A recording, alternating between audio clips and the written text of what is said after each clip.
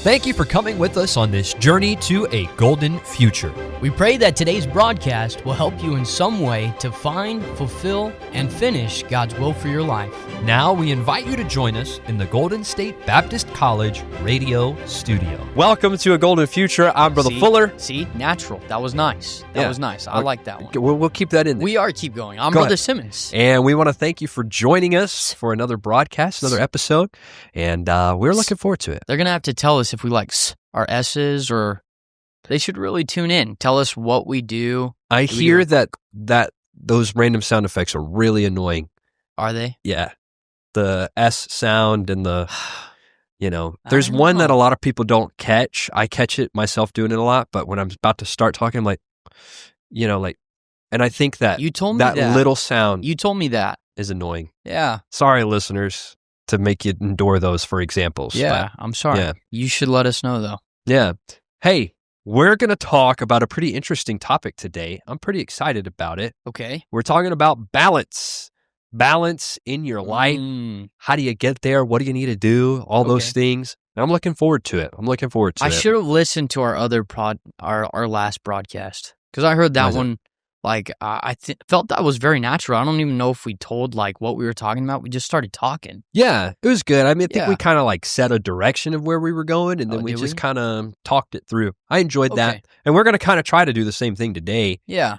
We were just talking downstairs in the office about balance in life. And I guess we were talking mainly because, in high school, it's something that some people struggle with. In college, we see it too sometimes. Sure. And, I think, what we were talking about is it's sad because we see it some, and I guess we struggled with it as well, but you see people who are great at one thing, they're amazing, and you commend them for it, but then and they got that because they worked hard at it. It's not like they were naturally gifted at it, but in other areas, they're lacking. And I feel like in churches and in colleges and high schools too, you see it where students apply themselves and they're so good at one area, and it's like, why are you so bad at this other area? And it's not because they can't, but it seems like they don't try. Yeah, and I think there's a lot of different ways you could look at it. There's a lot of different noise out there about balance. Like some say, you should just really master one thing. Sure. And you'll have people tell you that. You'll have other people tell you that, a jack of all trades is a master of none. And you'll say that if you spread yourself too thin, and that's really the point, is you can't be one or the other. You can't just be only one thing. Right. You can't be spread too thin. You got to have the right balance. I think a good way to say it is you can have your favorite thing to do. You really can. If you're good at music, or if you're good at academics, that's the college. We have different majors for things like that. In school, you have different things like that. But as a Christian, and if you're going to have a balanced life, you must try at everything, though. Right. It's not being great at everything, but you must try. Yeah. God says, and whatsoever you do, do it heartily as to the Lord. That's why you can't. You see students who, I'm going to do great at ministry. That's what I love to do. But then you're a horrible employee. You're not good to your boss. That's not being a good Christian. It's not something that you can take off and I'm going to be good at this and I'm going to work hard when I get into the ministry. No, you have to be a good employee. Don't be a horrible person. You have to be rounded at everything. Yeah. And I think especially for our generation, being balanced and being rounded is so important. And let me explain why. Back in the day, you would have a lot more people at your church on staff who could do just one thing. Sure. But we're at a point in our churches, and especially when people are looking to hire college students, it really helps if you're rounded, if you have other areas, because you can't just go be one thing when you graduate. There's just too much of a demand right now for us to be able to balance other areas, so that way we can serve in multiple areas in the church whenever you do graduate and get out there. Well, and I thought, people look at North Valley and they say, they have so much staff, so many people to do this many jobs. But then when you look at it, the broadness of the ministry, you realize, well, it just kind of evens out. And then I was watching another church just yesterday, and I saw a video of them where this man who I knew, he was the youth pastor, but then he was leading the songs, and then I heard he did other stuff in the school. And really, if you're going to be an asset, yes, it's good to be an asset because you know so many areas, but it's also, they need it, like what you said. Like churches can't afford multiple people to hire, but it's also just getting a good return on their investment if you know way more than just one area. If you're good at media, great. Yeah. But I mean, can you teach a Sunday school class on the side too, or just other things? Yeah, I think one of the best examples I saw of this when I was growing up, it was our school principal, because he was the school principal, he was the football coach, for a while he was the basketball coach, he was also the song leader, the choir director, and even things on top of that I didn't even know about, but he had to juggle so many different things, and he was great at everything he did.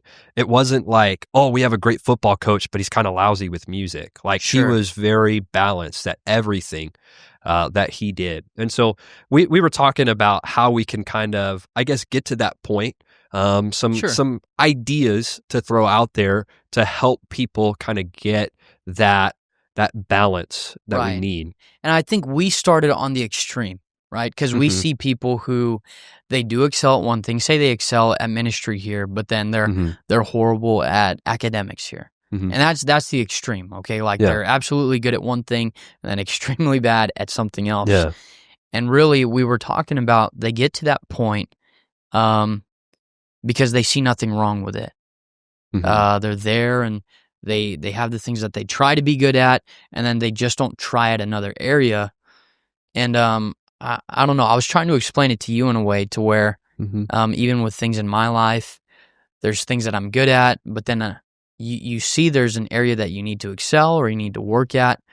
But it's not just noticing it or seeing the problem.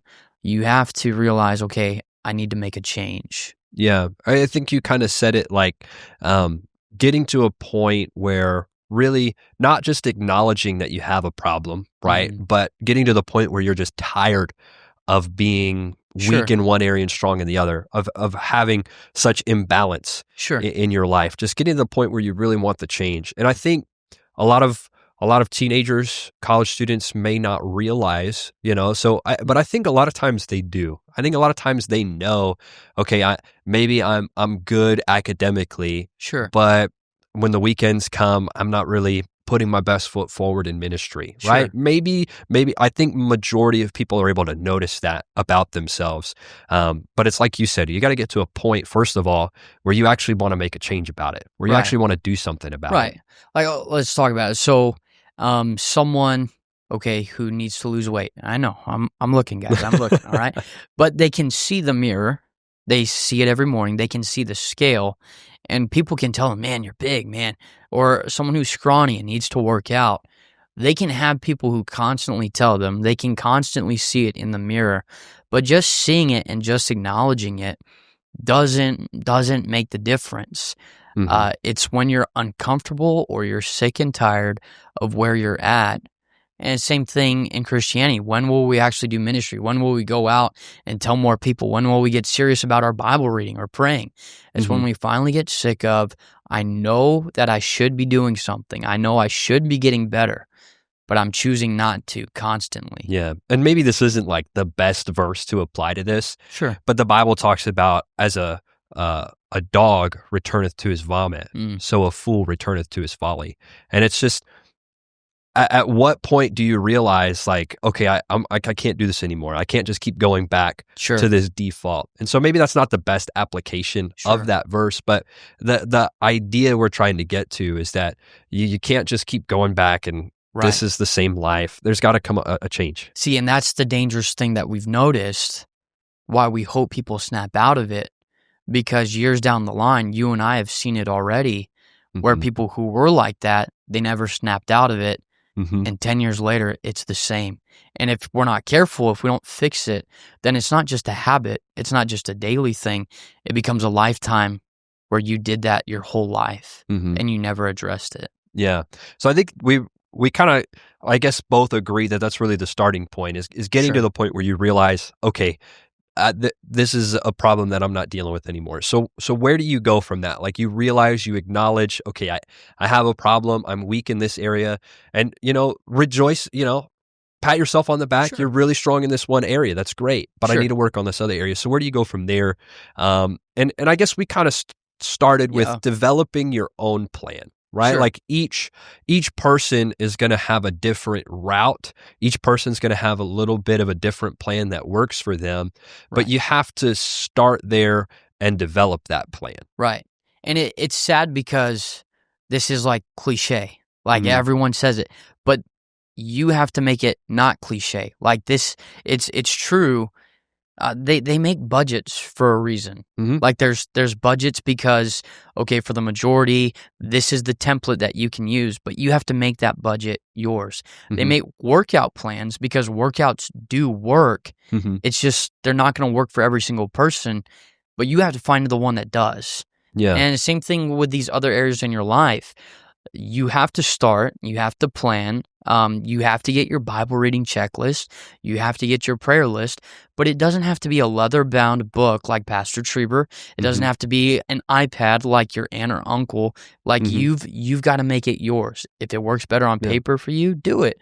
If it works better on what's this called? Technology? Do it. Your phone or something. Whatever. Yeah. It's just really developing your own plan and making it work for you. And I think whenever you're developing a plan for anything, right, whether it's this or even just beyond that, it starts with you got to visualize the future, right? You have to catch a vision for what it is that you're trying to get to. If you're weak academically, let's say, you have to get a vision for where you want to be. Like where is the end goal? Like, do you want to be, maybe you've never gotten an A in any class and that's your goal. I want to focus on one class and really get the A.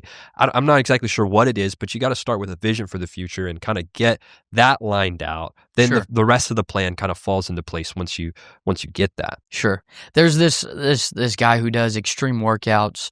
He was in the military, and I'm not going to say his name. I don't advocate this person. Okay, but people know that I like what this person says. I don't agree with his language or everything that he does. I don't even follow him. I don't know. I don't have social media or things like that. I don't even watch him. But the things that he has said is so true. You have to like visualize who you want to be, but then you got to work at it every single day. You've got to get up, and he's a motivational speaker, and he's written books about it. But he does things to where he works harder every single day, even when he doesn't want to. Yeah. And that's all it comes down to it. Yeah. And I think really we can even kind of move on to what happens next, I guess. But you get to the point where you're just tired of it. And then you're sick and tired of what you see. And then you basically develop a plan, a vision for what you want to see, right? You're tired of what you see and you get to what you want to see. Then next is, I guess we could talk about this little, the little balance that comes with it, right? Because you want to stay good at what you're doing good at, but you need to grow this other area. So I think of it like you're hitting the gym, right? If you do arm day like every day, and that's really the only thing. I know. And I'm thinking of Brother Simmons when I think of this example, But when that's all you do and you say, okay, it's time for me to start working on another area. It's time to start developing my core. Sure. Okay. You have to probably pull back a little bit from your arm workouts to include those core workouts. Right. And so it's kind of that same thing. And I don't know, maybe in some cases you don't need to pull back at all from what you're good at. Maybe you need to pull back from some other things in life that you can get rid of to make time for that. But you do have to sacrifice something. And it doesn't necessarily have to be what you're good at, but you have to sacrifice something in order to get better at what it is you want to get good at. Well, this is so fitting to that description that you gave of working out, because people will say, what's the point of this broadcast? What's the point of being balanced? Well, take this picture that you just mentioned of working out. We've all seen it. Excuse me. I'm getting choked up. I know. Look at the guys who work out, right? The guy who only works out arms. And then look at the proportion of their body. It's not balanced. still choked up. Yeah. But it shows why the need for balance is. If you only do one action, oh man, I'm great at this. Like I really am. I'm great at arms, or I'm great at legs. But you don't look right. It doesn't match in your life. And if you're that way in your Christianity, and I'm not saying, oh, I'm only going to read my Bible, so I'm good at that. I'm not telling you not to read your Bible. That's not what I'm saying. You have to develop these other areas in your life. And now maybe I'm going to hit a touchy subject really quick. We weren't planning on going here, okay? Okay. But a lot of you guys, and I was homeschooled, okay? Oh boy. And maybe, boy. Were you homeschooled for a little bit? Back and forth, yeah. Okay. But the thing is, especially in Christian circles, is people say that some kids tend to act homeschooled. And what does that mean, right? I'm not, many of our followers, please don't get mad, right? Yeah. I was homeschooled, so this is what I'm saying. They develop one area, but then they're imbalanced with their personality, or they don't know how to talk to people, or maybe they've never, like in my case, I've never played sports, and it's hilarious. Like I wish I was, but I wasn't balanced in that area, and so today I'm not good at sports, And even when I was fast and whatnot, it wasn't my forte. So that's the thing. Don't be homeschooled in life. Be well-rounded. Yeah. Well-rounded individuals. Yeah. You'll see the benefit. I think that going back to this, and then we can move on, but when we're talking about growing in one area means sacrificing in another. Sure. If we were going to say, for example, that working out scenario, right? Mm-hmm. If the person really did want to stay strong in the arms, but they also wanted to, beef up their core, right? Mm-hmm. They could either cut their arm workout and split it, or they could just cut out video games and add in time to do that. Right. So it doesn't necessarily mean that you have to give up something that you're strong at or cut back in that. Right. It just means maybe find something else that you don't really need in life to devote the time to develop the social skills, like you said, or develop academically in your classes, or to develop whatever it is that you need to balance out. It doesn't necessarily mean you have to cut back what you're strong at. It just means you do have to find something somewhere to cut back that time. I was talking to a parent once who had Danielle and I have one, and they had three. They had three kids, and so we were talking about things, and it just came up. It was like, they asked if we had ever seen this video or watched this show, and I said, have you seen it recently? And the parent said, no, that's really a novelty now because we're parents with three kids. We don't get the chance to watch as much. And that's the thing. It's just something that maybe you were once so used to that you had the time for. Now that they were a parent with three kids, it's not that wasn't important to them or they didn't enjoy it, but no, they have the kids now. And so they chose to cut out things that weren't as worthwhile. Like, I'm going to spend time with my kid, or no, I'm going to go throw the soccer ball with him. I'm not going to watch TV. Although it was nothing that was necessarily bad. Right. But they just chose what was more important. Yeah. And I mean, we made choices like that in Bible college. Like, I remember, I wanted to focus a little bit more on ministry, so I stopped playing, co-ed volleyball or something like that. Sure. And I was just talking with a student who, they're not going to play a specific sport this year because of other things that they're trying to balance out. And so sometimes, you've got to give up some things in order to stay balanced. But I think we've got about two more, I guess, like little tips or whatever. But one of them is, whenever first of all, you start with seeing where you're at now and you're sick and tired of it. Sure. Then you develop a plan, right? You say, this is who I want to see. This is who I want to be. And then you have to remove some things. You have to cut some things back in order to add time to grow in that area that you want to grow in. Okay. And then the next thing is you start making steps in the right direction, not necessarily leaps and bounds, not necessarily, I'm completely forgetting about, I was good at ministry. I'm completely neglecting it because I'm going to figure out academics, right? Like that's not it. You just need to make little steps, little changes to get things started. Sure.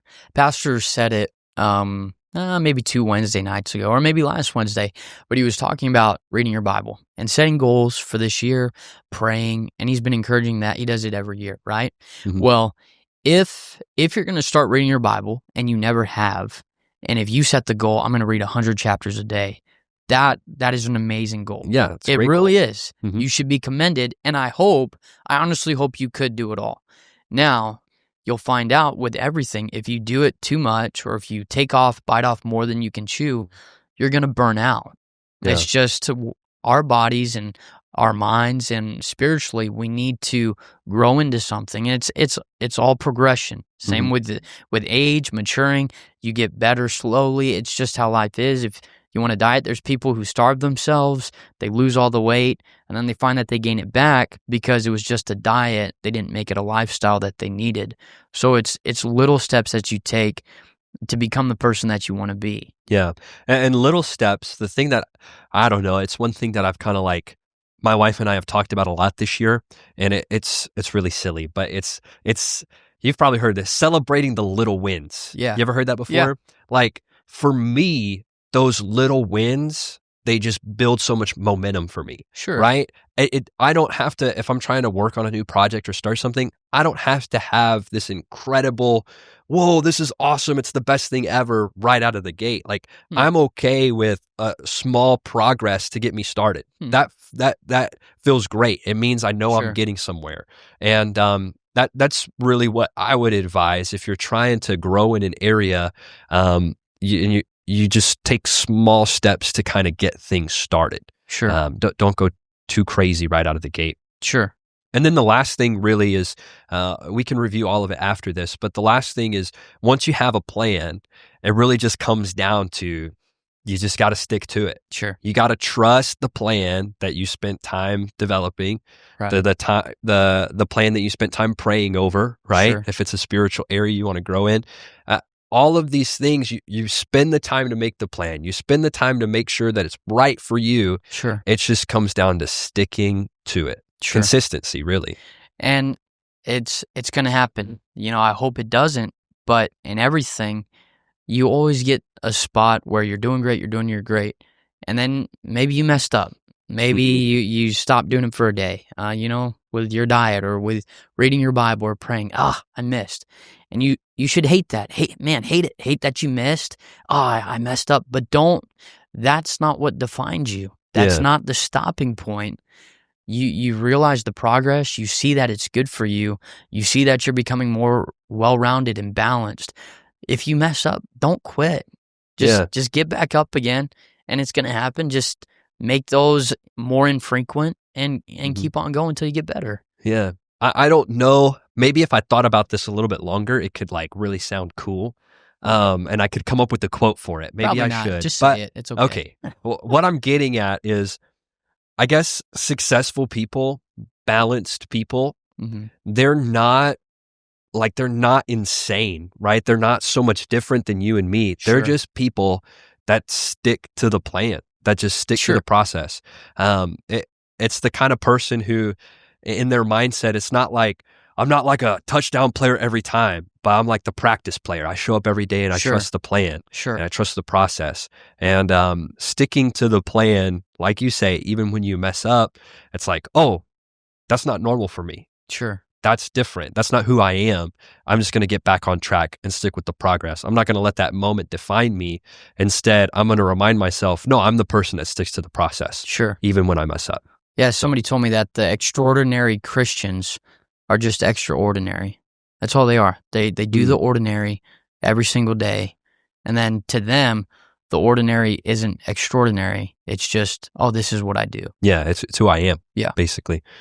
So let's just kind of wrap all this up and review everything. We're talking about the importance of balance today, and why it's important that we, as Christians, as people who are going to go serve God, that we are strong in multiple areas. And if we are really strong in one area but weak in another, we need to balance that out. And so we talked about, it starts with getting to the point where you really want to see that change. Sure. Right? Like looking at yourself and just being sick and tired of it, and then not liking what you see. I got to make a change.